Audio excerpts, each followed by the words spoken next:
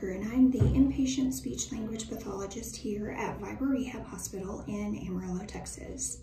I'm here today to talk to you a little bit about brain injury, and in particular strokes.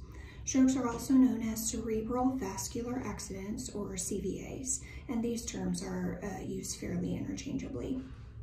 There are four main areas of the brain that can be affected from a stroke.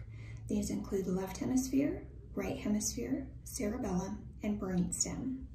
So the effects of a stroke depend on the size and location of the stroke and kind of the amount of brain tissue that was affected as a result of the stroke.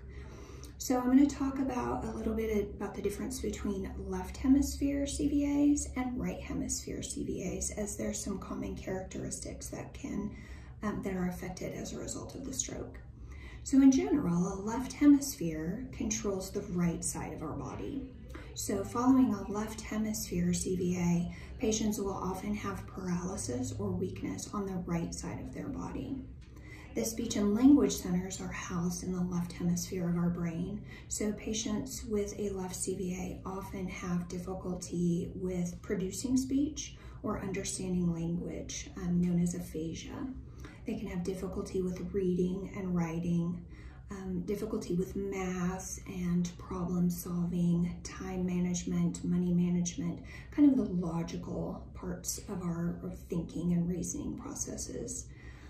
They can often have difficulty with swallowing and can have some right-sided facial weakness, which can result also in difficulty chewing and swallowing their food. So these are all kind of common characteristics of a left hemisphere stroke. So conversely, a right hemisphere CVA affects the left side of our body. So again, patients can have a paralysis or weakness on the left side of their body. Patients with right hemisphere strokes tend to have difficulty with left visual fields. So it can affect the left visual field of each eye, which can lead to what's called left neglect, meaning they just don't tend to see or pay attention to the left side of their body.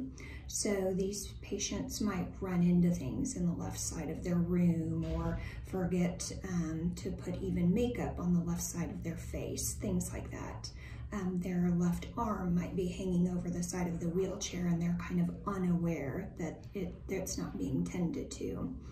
So that left neglect or left inattention is a fairly common occurrence with a right hemisphere stroke.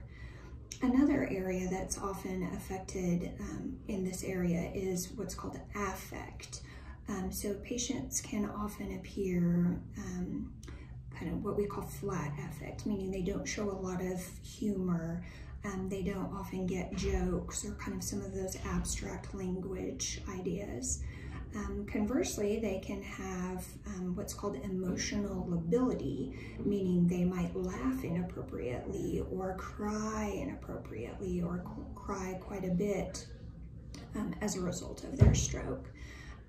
It's very common for patients to have a left-sided facial weakness, which can lead to swallowing. So swallowing deficits following a right hemisphere stroke are very common. Memory is often affected by a right hemisphere stroke.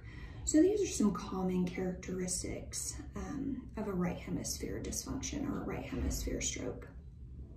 So the brain has an amazing ability to rewire itself and relearn new areas. So it's integral for a rehab team to be involved following a stroke to begin that rehab process and retraining the brain to learn new techniques on how to function for that part of the brain that was affected as a result of a stroke. I hope this has explained a little bit better the differences and common characteristics between a right hemisphere versus a left hemisphere stroke.